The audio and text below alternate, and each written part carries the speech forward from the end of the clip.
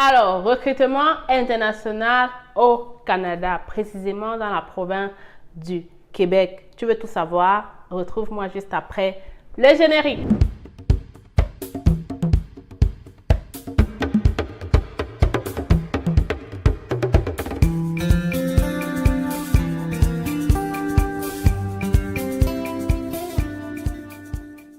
Les futurs Canadiens, j'espère que vous allez très bien. Aujourd'hui, on parle de recrutement international au Canada.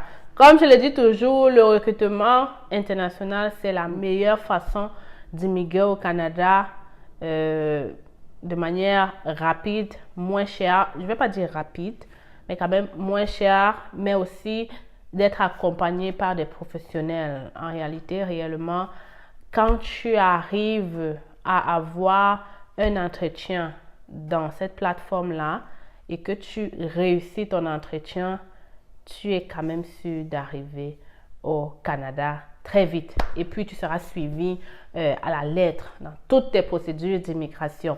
Donc, on va donc parler de ça là maintenant. OK, on va commencer. En réalité, ça concerne quel pays? Déjà, ça concerne le Maroc. Et les entretiens se font en présentiel. Donc, si tu n'es pas au Maroc, quand il y aura les entretiens, ça ne sert à rien de postuler. Mais il est important de regarder la vidéo parce que vous allez découvrir en même temps les secteurs en demande. Et peut-être ça va te dicter aussi et te permettre d'avancer dans ce processus d'immigration, mais aussi de voir les entreprises qui recrutent aussi. Donc, ne switch pas parce que tu n'es pas au Maroc, sinon tu n'as rien compris dans ce qui se passe dans ce jeu. Donc, je lis parce qu'il y a tellement de secteurs d'activité concernés dans ce recrutement, je ne comprends pas. Mais d'abord, je dois te dire que ça a commencé depuis le 29 novembre et ça finit le 10 janvier. Et les entretiens se feront en février 2023. OK? Il y a aussi recrutement en Colombie qui s'en vient. Les entretiens se feront en mars 2023, mais les inscriptions ne sont pas encore lancées. Donc, vous le savez, c'est facile, vous avez toujours la nouvelle à l'avance. Donc, tous ceux qui sont en Colombie, je n'ai pas dit les Colombiens, j'ai dit tous ceux qui vivent en Colombie et tous ceux qui vivent au Maroc peuvent postuler. Je sais qu'il y a beaucoup d'Africains au Maroc. Donc, n'hésitez pas, lancez-vous dès maintenant.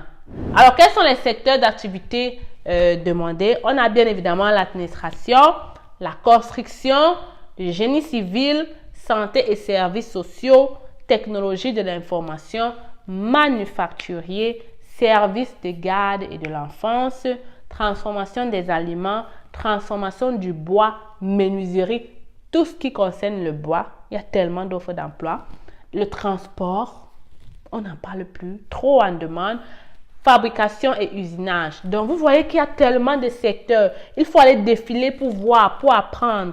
Vous allez comprendre quels sont les titres d'emploi qu'on utilise en regardant la description de poste.